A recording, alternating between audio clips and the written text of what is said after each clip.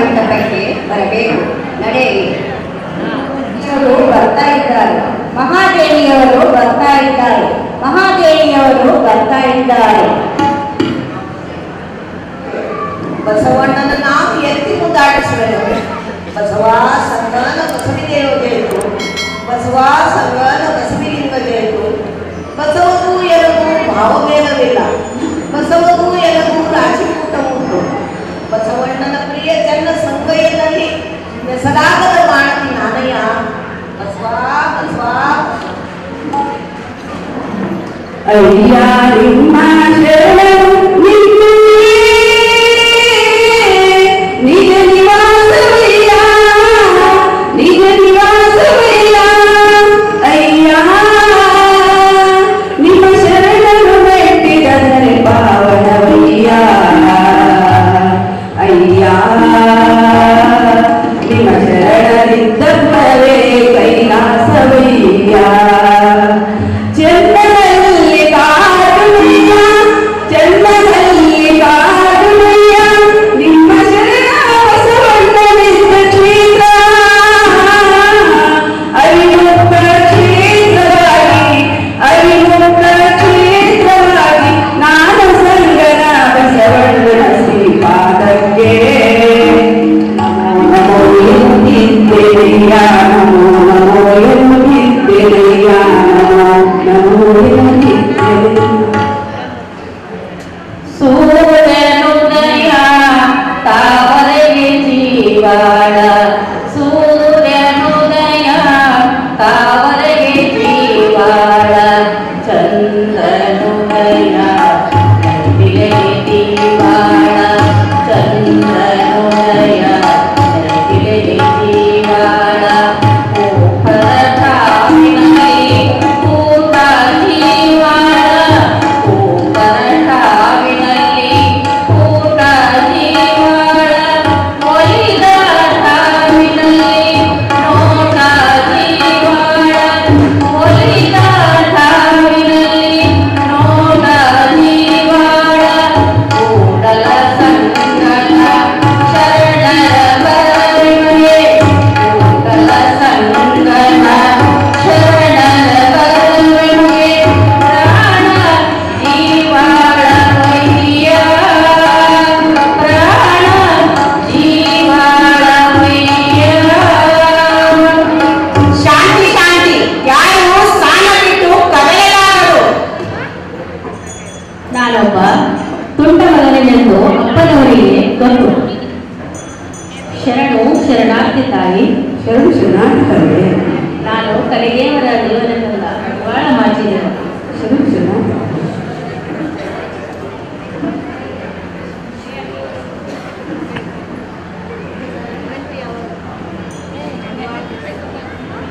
ನಡೆಯುವ ಮನೆಯ ಮೇಲೆ ನಿಮ್ಮ ಪಾದವನ್ನಿಟ್ಟು ಮುನ್ನಡೆಯಬೇಕು ತಾಯಿ. ಶರಣು ಶರಣಾರ್ಥಿ. ಶರಣರ ಬಟ್ಟೆಗಳೊಡನೆ ಬಹುಜೀವಿಗಳ ಹೃದಯದ ಕೊಳೆಯನ್ನು ತೊಳೆಯುವ ಮಾಚಿಕತೆಗೆ ಶರಣು. ಇಂತಹ ಮಹಾನುಭಾವ ಇಡೀ ತುಂಬಿ ಬಡಿ ಹಾಸಿದರೆ ತಾನದನ್ನು ಪಾದದಿಂದ ಮೆಟ್ಟುವುದೇ.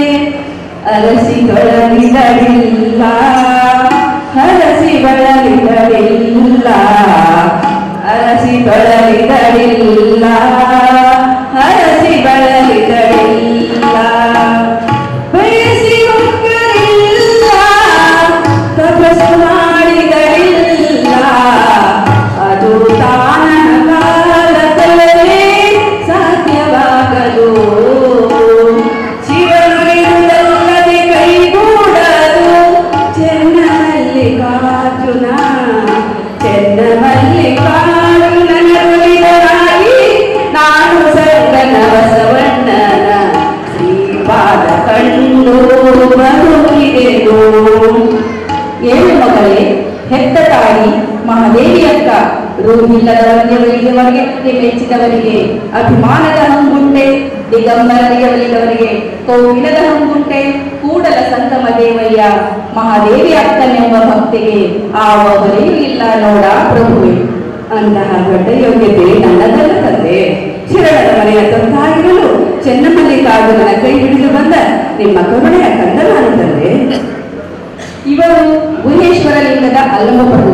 ಆ ಕಡೆ ಕೂಡಲ ಸಂಗಮ ದೇವರ ಶಿಶು ಚನ್ನಬಸವಣ್ಣ, ಆ ಕಡೆ ಮರಳು ಶಂಕರ ದೇವರು, ಕೋಲ ಶಾಂತಯ್ಯ, ಮಾದಾರ ದೊಳ್ಳಯ್ಯ, ಮೋಳಿಗೆ ಮಾರಯ್ಯ, ಕಡಪದ ಅಪ್ಪಣ್ಣ, ನುಲಿಗೆ ಚಂದಯ್ಯ, ಶಿವಯೋಗಿ ಸಿದ್ದರಾಮೇಶ್ವರಯ್ಯ, ತತ್ವವೇಲ ಗಟ್ಟಿವಾಳ, ಸಮುದಾಯ ಹರಳಯ್ಯ. ಅತ್ತ ಕಡೆ ಶರಣೆಯರ ಗುಂಪಿನಲ್ಲಿ ಕ್ರಾಂತಿ ಗಂಗೋತ್ರಿ ಅಕ್ಕನಾಮಗಮ್ಮ, ಪುಣ್ಯಗಿರಿಯಾದ ನೀಲಾಂಬಿಕಾ, ಯೋಗದಲ್ಲಿದೆ ಲಿಂಗಮ್ಮ ತಾಯಿ, ಮಹಾತಾಯಿ ಮೋಳಿಗೆ ಮಹಾದೇವಿಯಮ್ಮ. ಇವರೆಲ್ಲರೂ ಈ ಮಹಾಮನೆಯ ಮಹಾನುಭಾವರು. ಚೆನ್ನಮಲ್ಲಿಕಾರ್ಜುನ ಶರಣರ ಪಾದಕ್ಕೆ ನಮೋ ನಮೋ ಇರಬೇಕು. ನಡೆ ಮಗಳೇ ನಡೆ, ದಾರಿಯಲ್ಲಿ ಬಹಳ ಕಷ್ಟವಾಗಿರಬೇಕು. ನಡೆ ಮಗಳೇ ನಡೆ. ಸಾಕು ಸಾಕು ಈ ನಾಟಕ. ಇದೇನು ವೇಷಧಾರಿಗಳಿಗೆ ಸುಲಭವಾಗಿ ದೊರೆಯುವ ಧರ್ಮಶಾಲೆ ಅಲ್ಲ. ಅನುಭಾವಿಗಳಿಗೆ, ಜಿಜ್ಞಾಸುಗಳಿಗೆ ಮಾತ್ರ ಸ್ಥಾನ ನೀಡುವ ಅನುಭವ ಮಂಟಪ. ತಾಯಿ, ಏರುತ್ತಿರುವ ತುಂಬು ಯೌವನದಲ್ಲಿ ಅಪ್ರತಿಮ ಲಾವಣ್ಯವತಿಯಾಗಿರುವ ನೀನು ಈ ಅಧ್ಯಾತ್ಮ ಸ್ನಾನಕ್ಕೆ ಏಕೆ ಬಂದಿರುವೆಯಮ್ಮ? ಬಹುಶಃ ದಾರಿ ತಪ್ಪಿ ಬಂದಿರಬೇಕು. ದಾರಿ ತಪ್ಪಿ ಬಂದಿಲ್ಲ ಮಹಾನುಭಾವ, ಉದ್ದೇಶಪೂರ್ವಕವಾಗಿಯೇ ಬಂದಿರುವೆನು. ನನ್ನ ಬದುಕನ್ನು ಸಿಂಗರಿಸಿಕೊಂಡು ಅರ್ಥಪೂರಿತವಾಗಿ ಮಾಡಿಕೊಳ್ಳಲು ಬಂದಿರುವೆನು. ಕಣ್ಣಿಗೆ ಗುರು ಹಿರಿಯರ ನೋಡುವುದೇ ಶೃಂಗಾರ, ಕಿವಿಗೆ ಮಹಾಂತರ ಸಂಗೀತಗಳೇ ಶೃಂಗಾರ, ವಚನಕ್ಕೆ ಸತ್ಯವನ್ನು ನೀಡುವುದೇ ಶೃಂಗಾರ, ಕರಕ್ಕೆ ಸತ್ಪಾತ್ರದ ದಾನವೇ ಶೃಂಗಾರ, ಜೀವಿಸುವ ಜೀವನಕ್ಕೆ ಶರಣರ ಗಣನೆಯಾಪವೇ ಶೃಂಗಾರ. ಇವಿಲ್ಲದ ಬಾಳು ಉಪಯುಕ್ತವಿಲ್ಲ ತಂದೆ. ತಾಯಿ, ಹೆಣ್ಣು ಮಕ್ಕಳೆಂದರೆ ಪ್ರೀತಿ ಬಹಳ. ತರುಣಿಯರು ಎಂತರೆಂತರೂ ಶರಣರು ಬಲು ದೂರ ಸಾಕುವರು. ಮದುವೆ ಆದ ಗೃಹಿಣಿ ಇದ್ದರೆ ನಮಗೆ ಅದರ ಬಗ್ಗೆ ಆತಂಕವಿಲ್ಲ. ಆದ್ದರಿಂದ ನಿನಗೆ ಮದುವೆ ಆಗಿದೆ ಎಂದು ಸ್ಪಷ್ಟವಾಗಿ ತಿಳಿಸು. ಪ್ರಭುವೇ, ನನ್ನ ಮದುವೆ ವಿಷಯ ಜನಿತವಾಗಿದೆ ಅಷ್ಟೇ. ಹರನನ್ನು ವರಿಸಬೇಕು ಎಂದು ಅನಂತ ಕಾಲ ತಪಸ್ಸು ಮಾಡುತ್ತಲಿದ್ದೆ. ನಿನಗೆ ಪತಿಯಾದ ಎಂದಾಗ ಶಶಿಧರನ ಹೆಸರು ಹೇಳಿದೆ. ಅದಕ್ಕೆ ತಕ್ಕಂತೆ ನನ್ನವರು ಭಸ್ಮದ ಲೇಪನ ಮಾಡಿ ರುದ್ರಾಕ್ಷಿಯ ಕಂಕಣ ಕಟ್ಟಿದರು. ಚೆನ್ನಮಲ್ಲಿಕಾರ್ಜುನೊಡನೆ ನನ್ನ ಮದುವೆ ಆಯಿತು ತಂದೆ. ಓಹೋ, ಸರಿ.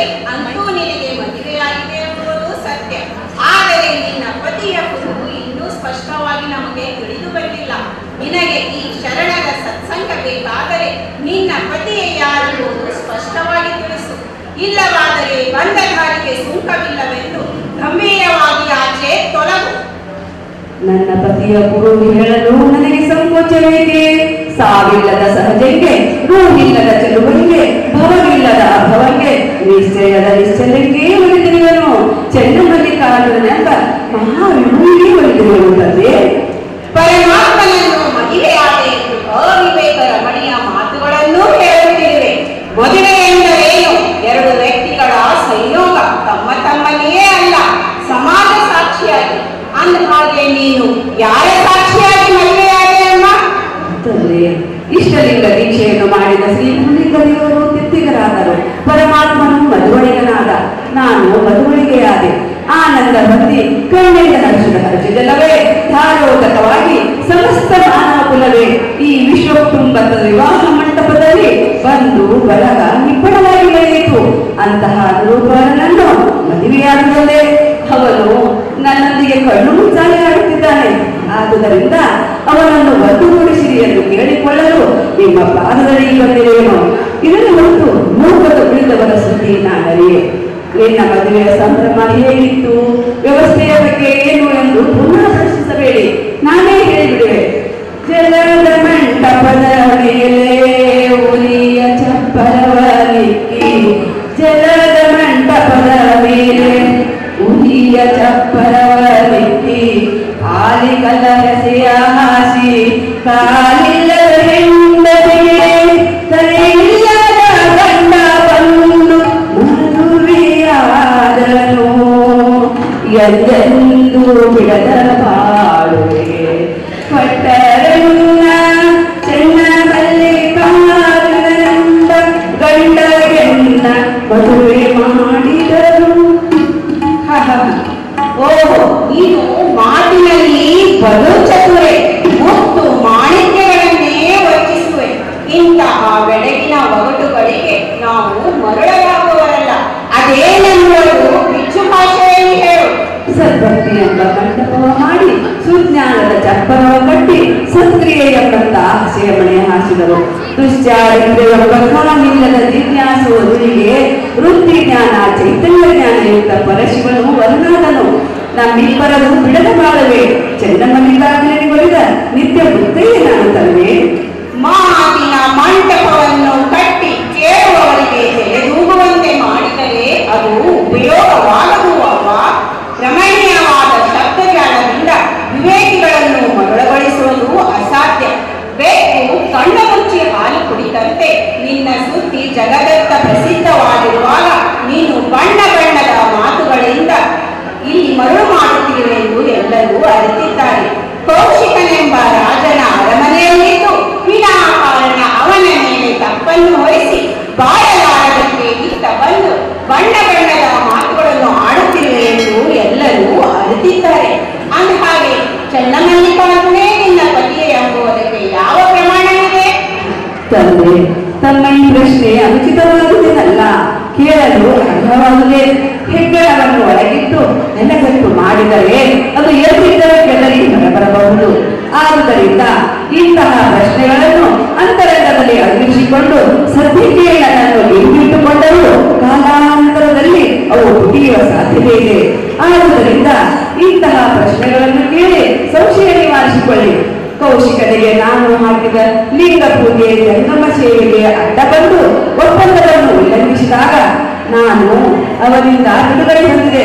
ಆದುದರಿಂದ ಕಾಯ ವಾಚ ಮನಸ ಚನ್ನಮಲ್ಲಿಕಾರ್ಜುನನಿಗೆ ಒಲಿದ ಕಾರಣ ಮಿಕ್ಕಿನವರಾದ ನನಗೆ ಸಂಬಂಧವಿಲ್ಲವಯ್ಯ. 4-5 ವಾರಗಳ ಕಾಲ ವಿಲಾಸದ ವಾತಾವರಣ ಇದ್ದ ನೀನು ವಿಷಯದ ಆಕರ್ಷಣೆಗೆ ಒಳಗಾಗಿಲ್ಲವೆಂದು ನಮ್ಮವರು ಹೇಗೆ ಮಹಾದೇವಿ? ಈ ಸಂಶಯ ಕಾಡುವುದು ಬಹು ಸಹಜವೇ. ಆದರೆ ಕನಸು ಕನಸಿನಲ್ಲಿಯೂ ನನ್ನ ಮನಸ್ಸು ಲೌಕಿಕದ ಅಂಗ ಸುಖವನ್ನು ಬಯಸಲಿಲ್ಲ. ಕೀಳಾದ ಈ ಸಂಸಾರ ಸುಖಕ್ಕೆ ಎಂದೂ ನನ್ನ ಚಿತ್ತವು ಹರಿಯಲಿಲ್ಲ.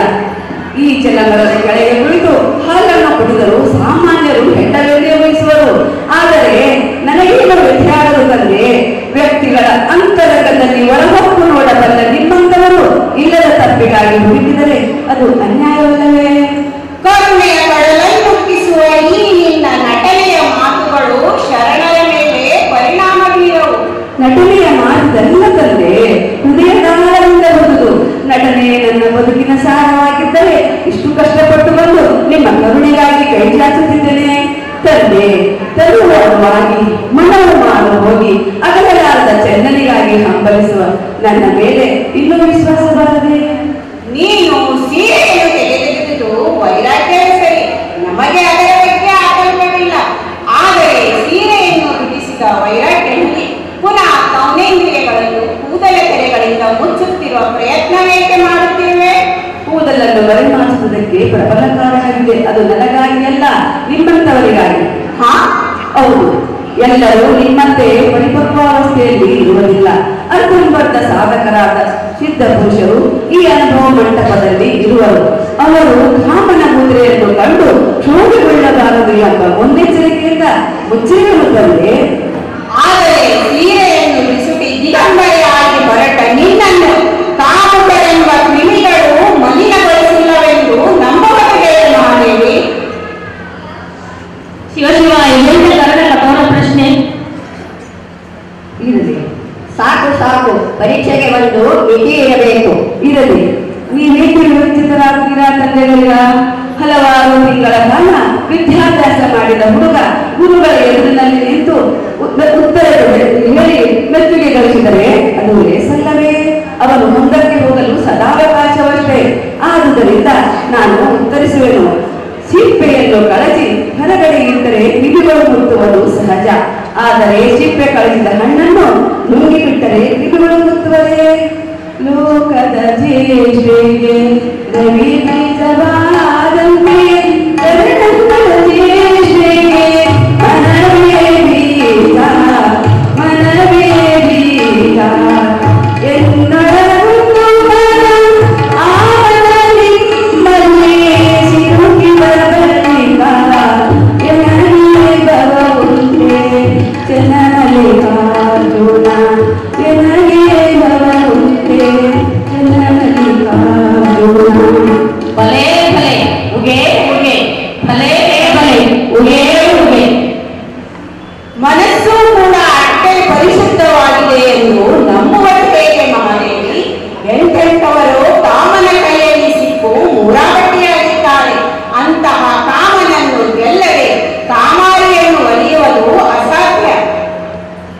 ಶರೀರದ ಕೋಟಲೆಗಳನ್ನು ಆಚಾರದ ಬಲದಿಂದ ಗೆದ್ದೆ, ಮನದ ಸಂಕಲ್ಪ ವಿಕಲ್ಪವನ್ನು ಅನುಭವಗಳಿಂದ ಗೆದ್ದೆ, ಇಂದ್ರಿಯಗಳ ಉಪಟಳವನ್ನು ಶಿವಮಹಿಮೆಯ ಬೆಳಗನೊಟ್ಟು ಗೆದ್ದೆ.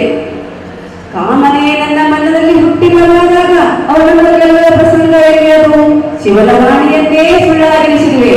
ನನ್ನ ಬದುಕು ಹೇಗೆಂದರೆ ಕೆಂಡದ ಶವದಂತೆ ಸೂರ ತಪ್ಪಿದ ಗೊಂಬೆಯಂತೆ, ಕೆಂಡದ ಶವದಂತೆ ಸೂರ ತಪ್ಪಿದ ಗೊಂಬೆಯಂತೆ, ಕಡಗರದ ಕಡಗದಂತೆ ಗಂಡನೊಲಿಯಂತೆ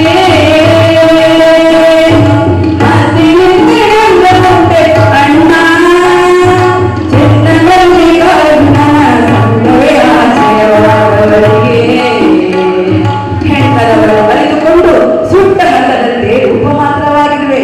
ಲೋಕದಲ್ಲಿ ಇದ್ದರೂ ಲೌಕಿಕಳಾಗಲಿಲ್ಲ. ಚೆನ್ನನ ಆಶ್ರಯದಲ್ಲಿರುವುದು ತಂದೆ.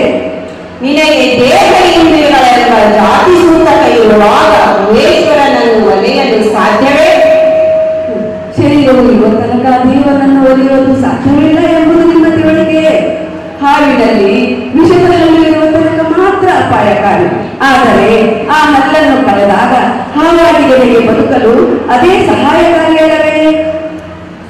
ಪರಿಶುದ್ಧತೆ ಸರ್ವಾಂಗ ಲಿಂಗತ್ವಗಳು ಸುಲಭ ಸಾಧ್ಯವಲ್ಲ. ಕೆಲವರಿಗೆ ತನು ಶುದ್ಧವಿದ್ದರೂ ಮನಶುದ್ಧ ಇರದು, ಇನ್ನು ಕೆಲವರಿಗೆ ಮನಶುದ್ಧವಿದ್ದರೂ ಇಂದ್ರಿಯಗಳು ಚಪಲತೆಯಿಂದ ಮಾತನಾಡುತ್ತಿರುತ್ತವೆ. ಇವೆಲ್ಲವನ್ನು ಶುದ್ಧೀಕರಿಸುವುದು ಮಾತನಾಡುವುದು ಸುಲಭವಲ್ಲ. ನಾನು ನೇರವಾಗಿ ದೇವರನ್ನು ಬೋಧಿಸಿ ಬದುಕಿನಲ್ಲಿ ಸೌಖ್ಯವನ್ನು ಮೋಕ್ಷವನ್ನು ಹೊಂದಲು ಸಮರ್ಥಳಾದೆ. ಶರೀರದಲ್ಲಿ ಇಟ್ಟುಕೊಂಡೇ ಅವನ ಕರುಣೆಯನ್ನು ಹೊಂದಲು ಸಮರ್ಥಳಾಗಿರುವಂತೆ. ದೇವರನ್ನು ಕೂಡಿದೆ ಒಳ್ಳಿದೆ ಎಂದು ಹೇಳುವ ನೀನು ಇಲ್ಲಿಯ ತನಕ ದೇವರಿಂದ ಅಗಲವಿದ್ದೆ ದೂರವಿದ್ದೆ ಎಂದು ಹೇಳುವುದಲ್ಲದೆ ಅವನನ್ನು ಸರ್ವವ್ಯಾಪಕತ್ವದಿಂದ ಕೆಳಗಿಳಿಸಿದೆ. ಇದು ವ್ಯವಹಾರಿಕ ಮಟ್ಟದಲ್ಲಿ ನಿಂತು ಆಗಿದ ಮಾತುಕೊಳ್ಳುವೆ. ತುಪ್ಪವು ಸ್ವಾಭಾವಿಕವಾಗಿ ದ್ರವ, ತಂಪಿನ ಸಂಪರ್ಕವಾದಾಗ ಗಟ್ಟಿಗೊಳ್ಳುವುದು. ಗಟ್ಟಿಗೊಂಡ ತುಪ್ಪ ತಿಳಿ ತುಪ್ಪದ ಗರ್ಭದಲ್ಲೇ ಇರುವುದು. ಪರಮಾತ್ಮನು ಜೀವಿಗಳಿಗೆ ಭೂಮಿಗೆ, ಆತ್ಮನು ಅಂತಃಕರಣದಿಂದ ಜೀವನಾಗುವನು. ಶ್ರೀ ಗುರು ಜ್ಞಾನಾಗ್ನಿಯಿಂದ ಆ ಮೇಲಿನ ಆವರಣವನ್ನು ಕಲಿಸಿದಾಗ ಮತ್ತೆ ಮೂಲ ಚೇತನದೊಡನೆ ಬೆಳೆಯುವನು. ನಾನು ಚೆನ್ನಮಲ್ಲಿಕಾರ್ಜುನನೆಂಬ ಗಂಡನನ್ನು ಒಳಗೊಂಡಿದ್ದಲ್ಲಿ ಇದು ಸಕ್ಕರೆ ಗೊಂಬೆಗಳು ಕ್ಷೀರಸಾರ ಲಾಯವನ್ನು ನೋಡಿ ಬರುವೆನೆಂದು ತನ್ನನೇ ಒಳಗೆ ಹಾರಿದರೆ ಮತ್ತೆ ಹೊರಬರಲು ಸಾಧ್ಯವೇ? ನಾನು ಸತ್ಯ ಎಂದು ಹೆಣ ಕೂಗಲು ಸಾಧ್ಯವೇ? ಕಣ್ಣಿಗೆ ಕಾಣದ ಹುಗಿದಿಟ್ಟ ಹಣ ಎದ್ದು ಕರೆಯೋದು ಉಂಟೆ? ಹೆಪ್ಪಿಟ್ಟ ಹಾಲು ಹುಳಿಯಾಡುವುದಲ್ಲದೆ ಸಿಹಿ ಆಗುವುದು ಉಂಟೆ? ಉಂಟೆ ಎಂದರೆ ಅದು ಮಹಾ ಮೂರ್ಖತನವಾದಂತೆ. ನೀನು ಮಾತನಾಡುತ್ತಾ ದೇವರನ್ನು ಒಳಹೊಕ್ಕೆ ಎಂದು ಧರಿಸಿದವರ ಮಾತು ಮುಗ್ಧವಾಗುವುದು. ಬ್ರಹ್ಮಜ್ಞಾನವಾದಾಗ ವಾಕ್ಯ ಮುಖವಾಗುವುದು. ದೇವರನ್ನು ಒಳಹೊಕ್ಕು ಬೆರೆಸಿದೆ ಎಂದು ಹೇಳಿದರೆ ನಂಬಲು ಸಾಧ್ಯವಿಲ್ಲ. ಸಾಧಕನು ಮಾತನಾಡುವನು, ಸಿದ್ಧನು ಮಾತನಾಡನು. ಶಬ್ದಮುಕ್ತತೆ ಸಿದ್ಧತ್ವದ ಲಕ್ಷಣ. ಸತ್ತಹಣವು ಮಾತನಾಡಲು ಸಾಧ್ಯವಿದೆ. ಹುಡುಗಿಟ್ಟ ಹಣ ಎದ್ದು ಕರೆಯುವ ಸಂಭವ ಉಂಟು. ಹೆಪ್ಪಿಟ್ಟ ಹಾಲು ಸಿಹಿಯಾಗುವುದು ಬಹು ಸಹಜ. ಬೆಳೆದು ಮಲಗಿ ಕೆಲಸವನ್ನು ಕಂಡು ಹೇಳುವಲ್ಲಿ ಸತ್ತಹಣ ಎದ್ದು ಮಾತನಾಡದಂತಾಗಲಿಲ್ಲವೇ? ನಿತ್ಯವೂ ದಿನನಿತ್ಯದ ಸಾವು. ಭೋಗಿಸಬೇಕು ಎಂಬ ಅದೃಷ್ಟವೆಂದರೆ ತನ್ನರದ ಜನ ಹೇಗಾದರೂ ಎದ್ದು ಕರೆಯುವುದು. ಹೆಪ್ಪಿಟ್ಟ ಹಾಲು ಹುಳಿಯಾಗಿ ಮೊಸರಾದರೂ ಮತ್ತೆ ತುಪ್ಪವಾಗಿ ಸಿಹಿಯಾಗದೆ ಬಹುಶಃ ತಾವು ಮುಂದಿನದೆಲ್ಲವನ್ನು ಮರುಕಂಡು ತೋರುತ್ತದೆ. ಏಕೆ ಹಾಗೆ ಹೇಳಿದೆ? ಮುಕ್ತಾಯಗಳಿಗೆ ಇದೇ ಉತ್ತರವನ್ನು ಹೇಳಲಿಲ್ಲವೇ? ಅಧಿಕ ಪ್ರಸಂಗದ ಮಾತಿಗಿಂತ ಮೌನ ಲೇಸು, ಮೌನಕ್ಕಿಂತ ಮಾತಿನ ಜ್ಯೋತಿಗಿಂತ ಲೇಸು ಎಂದು. ಮಾತು ಬೆಳ್ಳಿ, ಮೌನ ಬಂಗಾರ ಎಂಬುದು ಶರಣ ಧರ್ಮವಲ್ಲ. ಮೌನ ಬಂಗಾರವಾದರೆ ದೈವಿ ನುಡಿ ಮಾಣಿಕ್ಯ ಎಂಬುದು ಶರಣ ಧರ್ಮದ ವಿಶೇಷ ದೃಷ್ಟಿಕೋನ. ಸಾಧಕನಾಗಿ ಆಡುವ ಮಾತಿಗೂ ಸಿದ್ಧ ಪುರುಷನಾಗಿ ನುಡಿಯುವ ವಚನಕ್ಕೂ ಅಜಗಜಾಂತರ ವ್ಯತ್ಯಾಸವಿದೆ. ಸಿದ್ಧ ಪುರುಷರ ಮಾತಿನ ಜ್ಯೋತಿಯಲ್ಲಿ ಲಿಂಗವನ್ನೇ ಕಾಣಬಹುದು. ಕೊಡವು ತುಂಬುವಾಗ ಶಬ್ದ, ತುಂಬಿದ ಬಳಿಕ ನಿಶಬ್ದ. ತುಂಬಿದ ಕೊಡವನ್ನು ಬರಿದಾದ ಪಾತ್ರೆಗೆ ಬಗ್ಗಿಸಿದಾಗ ಮತ್ತೆ ಶಿವಶಬ್ದ. ಸಾಧಕನು ತನಗಾಗಿ ಮಾತನಾಡಲು, ಜಗದ ಕಲ್ಯಾಣಕ್ಕಾಗಿ ಮಾತನಾಡುವುದಷ್ಟೇ. ಭಲೆ ಭಲೆ, ಇದೊಂದು ಅಪೂರ್ವವಾದ ಉತ್ತರ. ಇದು ಏಕಾಯಿತು ಬಸವ. ಬಸವಣ್ಣ ಅನುಭವ ಮಂಟಪವೆಂಬ ಅಧ್ಯಾತ್ಮ ಮಂದಿರವನ್ನು ಕಟ್ಟಿದ್ದಕ್ಕೆ ಮಹಾದೇವಿ ಎಂಬ ಮಂಗಳನ್ನು ಕೂತದ್ದು ಅತ್ಯಂತ ಆನಂದದಾಯಕ. ಕಳ್ಳನು ಕತ್ತಲೆಯಲ್ಲಿ ಸಾರುವಾಗ ಮರವೊಂದನ್ನು ಕಂಡು ಮೊದಲಿಗೆ ಕಳ್ಳನೆಂದು ತಿಳಿದು ಬೆಳಕು ಹರಿದಾಗ ಸ್ಥಾನ ಎಂಬುವಂತೆ ಮಹಾದೇವಿಯು ಕೇವಲ ಸಾಮಾನ್ಯ ಹೆಣ್ಣೆಂದು ಅವಿವೇಕದಿಂದ ತಿಳಿದುಕೊಳ್ಳಬಾರದೆಂದು ಈ ಸಂವಾದದ ಬೆಳಕನ್ನು ಚೆಲ್ಲಬೇಕಾಯಿತು. ಬಸವಣ್ಣ, ನಿಮ್ಮ ಮೋಹದ ಮಗಳು ಅನುಭವ ಮಂಟಪದ ಪ್ರೇಮದ ಪುತ್ಥಳಿ ಇಂದು ಜಯಶೀಲರಾದರು. ಅಂಗಗಳು ಅಂಗಡಿಯ ರೂಪದಲ್ಲಿರುವರು, ಮನವಸ್ತು ಭಾವ ಬೆಚ್ಚಂತಿರುವುದು. ಬಂದ ಕಥನದಲ್ಲಿ ಬಂದು ಹಿಂಗಿದೆಯಲ್ಲ ಅಕ್ಕ. ಅಂಗವು ಅಂಗಡಿಯ ರೂಪದಲ್ಲಿರುವುದು, ಮನವಸ್ತು ಭಾವವು ಪರಿಪಕ್ವಗೊಂಡು ಲಿಂಗ ಪ್ರಸಾದಿಯಾಗಿದೆ. ಇಂತಹ ಕಠಿಣತಮ ಪರೀಕ್ಷೆಯಲ್ಲಿ ಕಲಾಮುಕ್ತರಾಗಿ ಹೊರಬಂದ ನೀನು ಎನ್ನಕ್ಕ. ಗುಹೇಶ್ವರ ಲಿಂಗದಲ್ಲಿ ಹೆಣ್ಣು ಗಂಡೆಂಬ ನಾಮವನ್ನು ಅಳಿದು ನಿರ್ಲಿಪ್ತ ನಿಲುವನ್ನು ಮುಟ್ಟಿದ ಎನ್ನಕ್ಕ ನೀನು. ಜಯ ಜಯ ಅಕ್ಕ ಮಹಾದೇವಿಗೆ ಉಗೆ ಉಗೆ, ಜಯ ಜಯ ಅಕ್ಕ ಮಹಾದೇವಿಗೆ ಉಗೆ ಉಗೆ, ಜಯ ಜಯ ಅಕ್ಕ ಮಹಾದೇವಿಗೆ ಉಗೆ ಉಗೆ.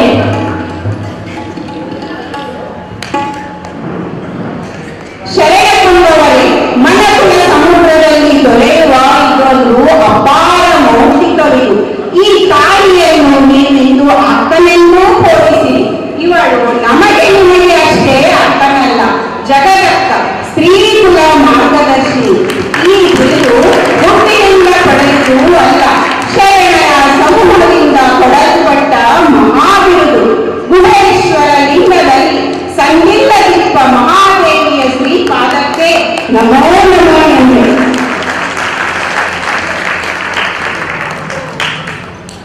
ಶರಣರೇ, ಈ ಹೆಣ್ಣು ಕೂಸಿನ ವ್ಯಕ್ತಿತ್ವ ನೋಡಿರಿ. ದಿಗಂಬರರಾಗಿ ಬಂದು ನಿಂತಿದ್ದರು, ಒಬ್ಬರಲ್ಲಿಯೂ ವಿಕೃತ ಭಾವನೆಗಳು ನೋಡಿಲ್ಲ. ಪುಟ್ಟ ಕನ್ನೆಯೊಂದು ಮಿಂದು ಬಂದು ಬಟ್ಟೆ ತೊಡಿಸೆಂದು ತಂದೆಯ ಮುಂದೆ ನಿಂತಹ ಭಾವವಿದೆ. ಈಕೆಯನ್ನು ನೋಡಿದರೆ ಬಾಲತನದ ಶಿಶುವನ್ನು ನೋಡಿದೆಂದೆನಿಸುತ್ತದೆ. ಎಲೆ ಲಿಂಗವಂತರೇ, ಈ ತಾಯಿಯನ್ನು ನೋಡಿರಿ. ಬ್ರಹ್ಮತತ್ವದಲ್ಲಿ ಬರೆದು ತನ್ನ ಹೆಂಡನವನ್ನೇ ಅಳೆದುಕೊಂಡ ಮಹಾನುಭಾವಿ ಈಕೆ. ತಾನು ಹಿಡಿದ ಪಥದಲ್ಲಿ ಎಂತಹ ಗುಣತೆ ಇದೆ, ಯಾರ ಪ್ರಶ್ನೆಗಳಿಗೂ ಹೆದರದೆ ಉತ್ತರಿಸುವ ದಿಟ್ಟತನವಿದೆ. ಹೆಣ್ಣು ಅಬಲಳು, ಮಾಯೆ ಎಂದು ಸಂಪ್ರದಾಯವು ಶತಮಾನಗಳಿಂದ ಹೇರಿರುವ ಸಂಕಟಗಳನ್ನು ಕಿತ್ತೊಗೆದು ಸ್ತ್ರೀ ಸ್ವಾತಂತ್ರ್ಯಕ್ಕೆ ಕ್ರಾಂತಿಕರಣೆಯನ್ನು ಓದ ಬಂದ ವೀರವಿರತ್ತೆ ನಮ್ಮ ಮಹಾದೇವಿ ಅಕ್ಕ. ನನ್ನ ಬದುಕು ಕಬ್ಬಿಣದ ಗೊಂಬೆ, ನಿನ್ನ ತತ್ವವು ಪುರುಷನ ಬರಣ ಹೊಗಳದಿರುತ್ತಂತೆ ನಿನ್ನ ಈ ಪಾದ ಶಿಶುವನ್ನು. ಎಂತಹ ವಿನಯಗಾಲಿ ಬಸವಣ್ಣವರಿಗೆ ತಕ್ಕ ಮಗಳು. ಅಬ್ಬ, ಎಂತಹ ವಿನಯಗಾಲಿ ಬಸವಣ್ಣವರಿಗೆ ತಕ್ಕ ಮಗಳು. ಶರಣರೇ, ಇಂದಿನ ಗೋಷ್ಠಿಯು ಅಭೂತಪೂರ್ವವಾದುದು. ಸುವರ್ಣಾಕ್ಷರಗಳಲ್ಲಿ ಬರೆದಿಡಬೇಕಾಗಿರುವಂತಹ ಐತಿಹಾಸಿಕ ಮಹತ್ವವಾದದ್ದು. ಇದನ್ನು ನಾವೆಲ್ಲರೂ ಹಿಡಿಯಬೇಕು. ಹಿರಿಯತನ ಇರುವುದು ವಯಸ್ಸಿನಲ್ಲ, ಗಳಿಸಿಕೊಂಡ ವ್ಯಕ್ತಿತ್ವದಲ್ಲಿ. 1000 ವರ್ಷ ಬದುಕಿದವರು ಹಿರಿಯರಲ್ಲ. ಕುಡಿತಲ್ಲಿಯೇ ಚಿತ್ತಲು ಹುತ್ತವು ಬೆಳೆದು ಬೆಟ್ಟವು ಅದರ ಮೇಲೆ ಬೆಳೆದ ತಪಸ್ಸಿಯೂ ಹಿರಿಯರಲ್ಲ. ಬದುಕನ್ನು ಅಜ್ಞಾನದಲ್ಲಿ ಕಳೆದು ಮುಪ್ಪಿನಲ್ಲಿ ಕಲಿಕೆಟ್ಟು ಮಾತನಾಡುವ ಅಜ್ಞಾನಿಗಳು ಹಿರಿಯರಲ್ಲ. ಜ್ಞಾನ, ವಿರಕ್ತಿ, ನಿರ್ಲಿಪ್ತತೆಗಳೇ ಈ ತಲೆಯ ಲಕ್ಷಣಗಳು ಎಂಬುದನ್ನು ನಮ್ಮ ಕೂಡಲ ಸಂದರ್ಭದ ಸತಿ ಮಹಾದೇವಿಯನ್ನ ಸಾದೃಶ್ಯಗೊಳಿಸುವರು. ಮುತ್ತಿನಂತಹ ಮಾತನಾಡಿದೆ ಚನ್ನಬಸವಣ್ಣ. ಲೌಕಿಕರು, ಅಜ್ಞಾನಿಗಳು ವಯಸ್ಸಿನ ಮೇಲೆ ನಿರ್ಧರಿಸಿ ಹಿರಿಯರು ಕಿರಿಯರು ಎಂದು ನಿರ್ಧರಿಸಿ ಮಾತನಾಡುವರು. ಅರಿವಿನ ಹಿರಿತನಕ್ಕೆ ವಯಸ್ಸು ಅಡ್ಡವಾಡುವುದು. ಇಂದಿನ ಪುಣ್ಯದಿಂದ ಇಂದು ನಾನು ಈ ಅನುಭವ ಮಂಟಪಕ್ಕೆ ಬಂದು ಈ ಮಹಾವ್ಯಕ್ತಿಯನ್ನು ಕಂಡು ಧನ್ಯನಾದೆನು. ಹೆಣ್ಣು ಹೆಣ್ಣಲ್ಲ, ಹೆಣ್ಣು ಮಾಯೆಯಲ್ಲ, ಹೆಣ್ಣು ರಕ್ಕಸಿಯಲ್ಲ, ಹೆಣ್ಣು ಸಾಕ್ಷಾತ್ ಕಪಿಲ ಸಿದ್ಧ ಮಲ್ಲಿಕಾರ್ಜುನ. ಭುವನ ಕಲ್ಯಾಣ ಬಸವ ಕಲ್ಯಾಣ, ಶಿವಶರಣರಿರುವ ಬಸವ ಕಲ್ಯಾಣ, ಶಿವಶರಣರಿರುವ ಬಸವ ಕಲ್ಯಾಣ, ಅಯ್ಯಮ್ಮ ಪ್ರಭು ದೇವರಿರುವ ಕಲ್ಯಾಣ, ಅನುಭವ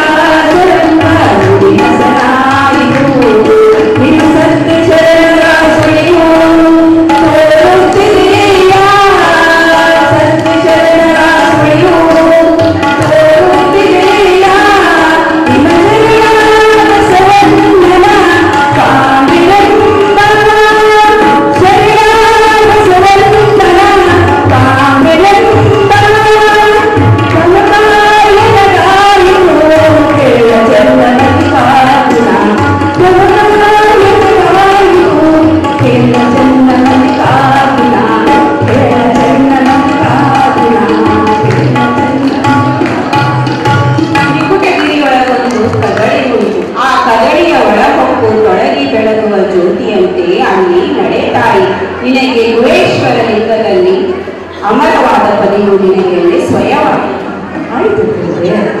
ಹುಟ್ಟಿದೆ ಶ್ರೀ ಗುರುವಿನ ಹಸ್ತದಲ್ಲಿ ಬೆಳೆದೆನೋ ಸಂಘಾತದೊಳಗೆ. ಹುಟ್ಟಿದೆ ಶ್ರೀ ಗುರುವಿನ ಹಸ್ತದಲ್ಲಿ ಜ್ಞಾನವೆಂಬ ಸುಜ್ಞಾನವೆಂಬ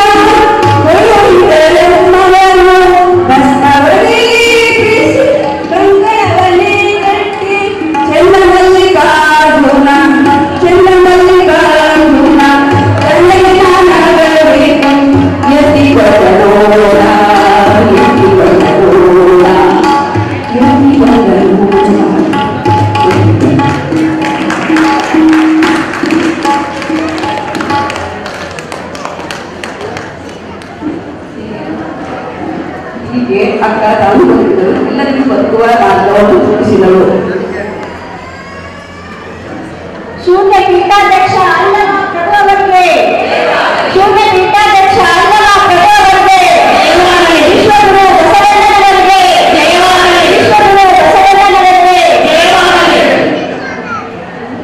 ಚಿನ್ಮಯ ಜ್ಞಾನಿ ಚಂದ ಬಸವಣ್ಣನವರಿಗೆ ಚಿನ್ಮಯ ಜ್ಞಾನಿ ಚಂದ ಬಸವಣ್ಣನವರಿಗೆ ಶಿವಯೋಗಿ ಸಿದ್ದರಾಮೇಶ್ವರರಿಗೆ ಶಿವಯೋಗಿ ಸಿದ್ದರಾಮೇಶ್ವರರಿಗೆ